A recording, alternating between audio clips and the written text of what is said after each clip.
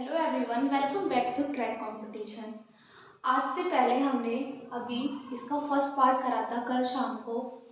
आपने वो देख लिया होगा, अगर नहीं देखा हो तो मैं कमेंट बॉक्स में उसका लिंक दे दूँगी, आप उसको देख लीजिएगा। उसमें हमने शुरू करा था भाषा और बोलियाँ। उसका जो चैप्टर है, बहुत बड़ा चैप्टर है ये, 3 से 4 नंबर का। इससे हमेशा हर पेपर में 3 से 4 क्वेश्चन इसके पूछे जाते हैं, यानी अगर दुगना कर दे तो 8 से 10 नंबर इस अकेले चैप्टर के होते हैं। तो बहुत इंपॉर्टेंट हो जाता है ये, स्पेशली यूपी पुलिस की जो वैकेंसी है, उस यूपी पुलिस में ये बहुत ही डीप में, गहराई में पूछा जाता है, जबकि और पेपरों में भी इससे पूछा जाता है। कल हमने पढ़ा था कि जो हिंदी होती है, एक बार कल का रिवीजन कर लेते हैं। कल हमने पढ़ा था कि हिंदी जो शब्द है, ये शब्द फारसी भाषा का है, फारसी भाषा का है, ठीक है। उसके साथ साथ हमने क्रम देखा था कि हिंदी को बनने में कितने क्रमों से गुजरना पड़ा। तो सबसे पहला था संस्कृत। संस्कृत को हिंदी की जननी कहते हैं। उसके बाद आया पाली, उसके बाद आया प्राकृत,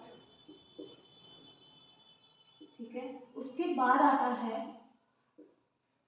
अपभ्रंश, अपभ्रंश, और यहीं पे इसका अंत नहीं होता। इसके बाद एक और आता है जो कि होता है अवहट, अवहट, और उसके बाद जन्म होता है हमारी हिंदी का। उसके बाद हमारी हिंदी का जन्म होता है।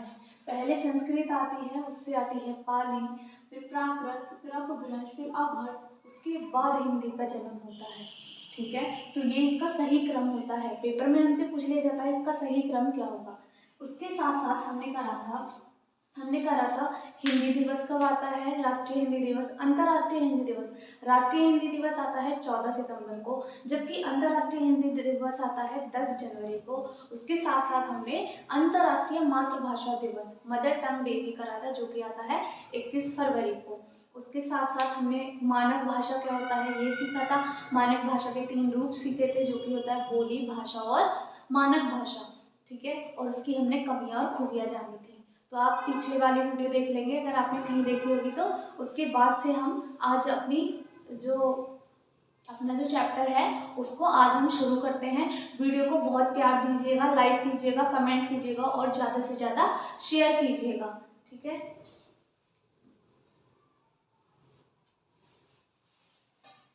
आज हम अपना शुरू करते हैं हिंदी की भाषाएं और बोलियां, ठीक है। अगर मैं हिंदी की बात करती हूँ तो जो हिंदी है, हिंदी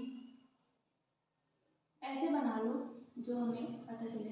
हिंदी उत्तर में बद्रीनाथ, बद्रीनाथ यानी कि उत्तराखंड से लेके, उत्तराखंड, उत्तराखंड से लेकर, खंड से लेकर मांडवा मध्य प्रदेश, मांडवा मध्य प्रदेश तक बोली जाती है, मध्य प्रदेश तक बोली जाती है, यानी दक्षिण में। ये दक्षिण हो गया ना, और ये हो गया उत्तर, यानी उत्तर में, उत्तर में उत्तराखंड से लेकर मध्य प्रदेश के मांडवा तक हिंदी बोली जाती है। वहीं हम पूरब और पश्चिम की बात अगर हम करते हैं, तो जब हम पूरब की बात करते हैं,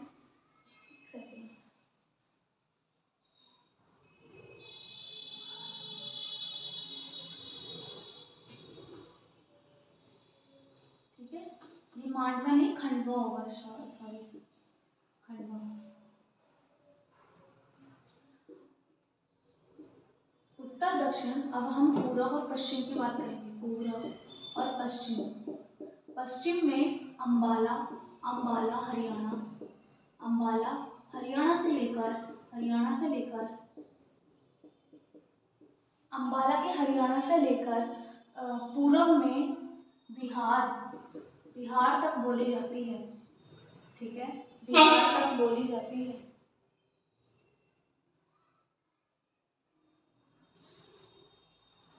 बिहार में भी कहाँ तक, तो पूर्णिया, पूर्णिया, ठीक है।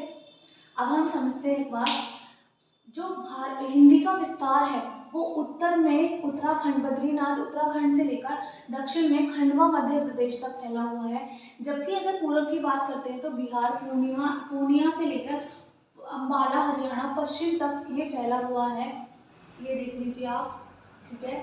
तो यानी हिंदी का जो क्षेत्र है वो इतना विस्तृत है कि उत्तर में उत्तराखंड से लेकर दक्षिण में खांडवा तक है।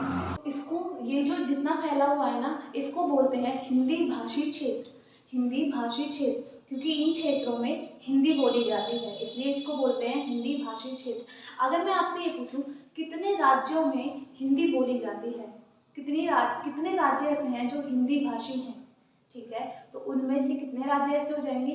9 राज्य। इस चीज को आपको याद रखना है। अब हम वो कौन से 9 राज्य होंगे उनको पढ़ेंगे अच्छे से।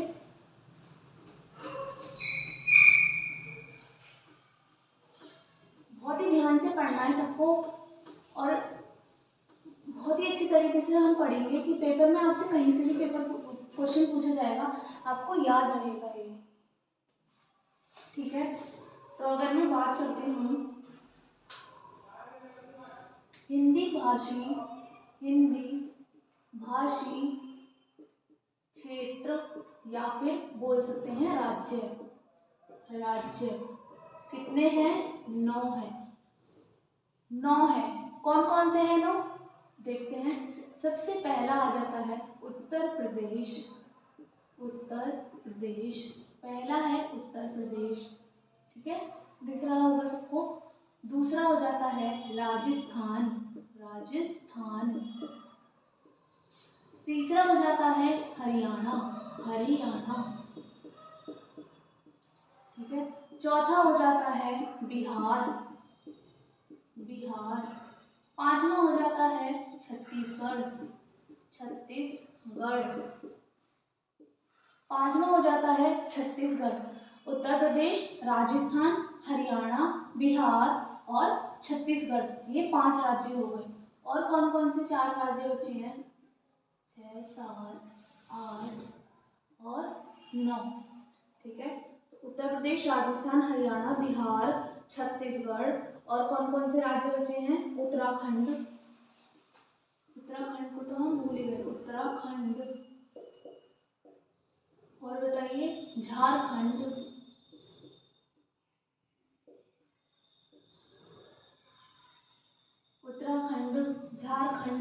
मध्य प्रदेश,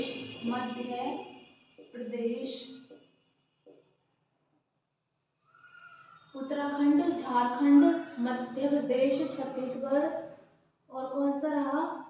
और एक और रह जाएगा हिमाचल प्रदेश।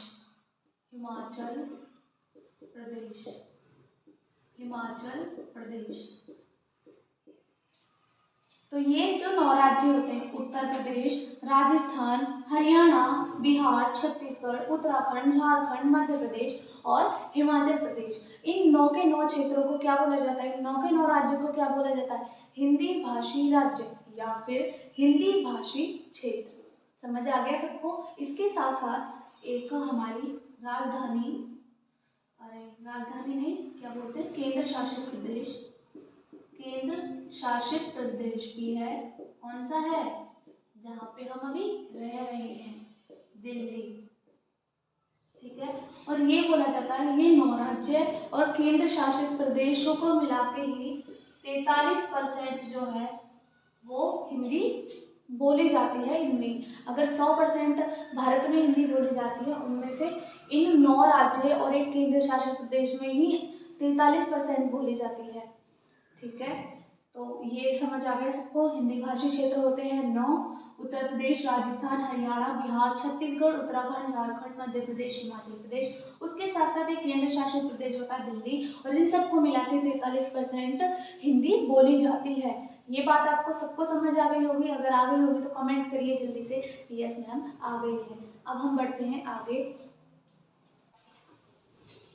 तो इसके बाद हम पढ़ेंगे बोली क्या होता है, उपबोली क्या होता है और भाषा क्या होता है, ठीक है। पहला है बोली, दूसरा है उपबोली और तीसरा है भाषा। देखो बोली क्या होती है? सीमित क्षेत्र में जो बोली जाती है, सीमित क्षेत्र हो इसका बोले जाने का, और साहित्य रचना ना हो, साहित्य ना रचा जाए, ठीक है, बोली में साहित्य नहीं रचा जाता और छोटा सा क्षेत्र होता है। उपबोली क्या होती है? उपबोली होती है जब इसका क्षेत्र विस्तृत हो जाए, इसका क्षेत्र विस्तृत हो जाए, विस्तृत हो जाए, विस्तृत हो जाए और क्या हो, साहित्य रचना होने लगे, साहित्य रचना होने लगे। ठीक है, इसका क्षेत्र विस्तृत हो जाता है और साहित्य रचना में होने लग जाती है। तो फिर भाषा में क्या होता है? भाषा में क्या होता है? साहित्य परिनिष्ठ रूप ले लेता है, परिनिष्ठ रूप ले लेता है, यानी कि समाज द्वारा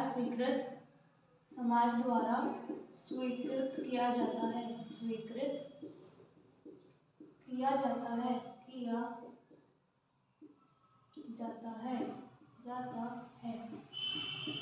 ठीक है। तो हम कह सकते हैं कि जो भाषा होता है उसके अंदर कई उपबोलियां होती हैं, जो भाषा होता है उसके अंदर कई उपबोलियां होती है, और जो उपबोली होती है उसके अंदर कई तरीके की बोलियां होती हैं। ठीक है, यानी कि अगर ये है भाषा, ये बड़ा रूप है भाषा, इसके अंदर कई सारी उपबोली होंगी और उपबोलियों के अंदर कई सारी बोली होंगी। ये हो गई बोली, ये हो गई उपबोली और ये हो गई बड़ी सी भाषा। ठीक है, रीजनिंग में आपने पढ़ा होगा ना, ऐसे संबंध बताते हैं हम जी, तो इसका ऐसे संबंध होता है। तो ऐसे भी पूछ लिया जा सकता है आपसे कि इनमें क्या संबंध होता है। ठीक है, आई होप कि आपको अच्छे से समझ आ रहा होगा।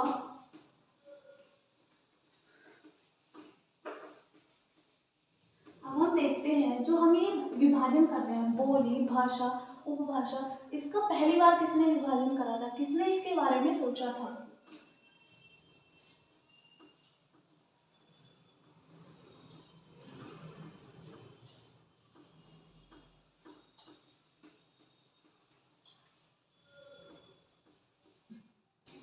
अगर हम बात करते हैं इनका सबसे पहली बार विभाजन किसने करा था, तो भाषा, उपभाषा, बोली, इन सब का विभाजन सबसे पहले करा था जॉर्ज अब्राहम ग्रियर्सन ने। ठीक है, इस चीज आपको याद रखना है क्योंकि ये आपके पेपर में पूछा गया है। और इन्होंने किस बुक में, किस पुस्तक में जो है इसका विभाजन करा था, तो ये करा था modern vernacular literature of Hindustan. ठीक है, ये इनकी पुस्तक का नाम था जिसमें इन्होंने इस विभाजन का जिक्र करा था। किसने करा था और कब करा था? तो ये करा था हिंदी भाषा व उपभाषा का विभाजन, भाषा व उपभाषा का विभाजन किसने करा था? George Abraham Grierson. ठीक है, और कब करा था? 1879 में। ठीक है, 1879 में जॉर्ज अब्राहम ग्रियर्सन ने एक बुक लिखी। ये इनकी पुस्तक का नाम है, ठीक है, modern vernacular literature of Hindustan. और इसमें ही इन्होंने जिक्र करा कि भाषा और भाषा के अंदर कई सारी बोलियां होती है और बोलियों के अंदर कई सारी बोलियां होती है। आई होप यहाँ तक सबको बहुत ही अच्छे से क्लियर हो गया होगा। मैं आपको एक स्टोरी की तरह सुना रही हूँ जिससे कि आपको पेपर में देखते ही याद आ जाए, और आई एम श्योर कि आप पेपर में जरूर करके आओगे अगर ये अच्छे से आप देख रहे होगे तो, और अपनी कॉपी में नोट्स बना रहे होगे तो। अब इसके आगे चलते हैं।